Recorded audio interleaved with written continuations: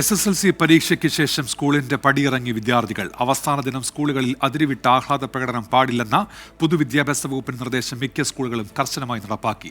രക്ഷിതാക്കളോടൊപ്പം മാത്രമാണ് വിദ്യാർത്ഥികളെ സ്കൂളിൽ നിന്ന് പോകാൻ അനുവദിച്ചത്. SSLC പരീക്ഷയുടെ സമാപന ദിവസം സംസ്ഥാനത്ത് ആദ്യമായിട്ടാണ് ഇത്തരമൊരു കാഴ്ച.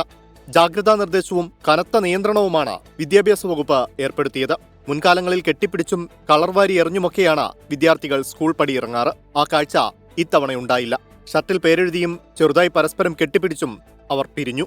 ഗ്രൂപ്പിൽ ഇട്ടുണ്ടേനു എന്തായാലും ആരെങ്കിലുമൊക്കെ വരണം കൂട്ടാനേന്ന്. ഇവിടെ നിർബന്ധമാണ് എന്തായാലും, അല്ലാണ്ട് എന്തായാലും വിടൂല.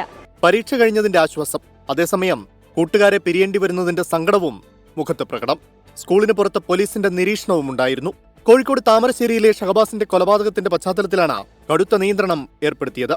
സംസ്ഥാനത്ത് 2964 കേന്ദ്രങ്ങളിലായി 4,25,861 വിദ്യാർത്ഥികളാണ് SSLC പരീക്ഷ എഴുതിയത്.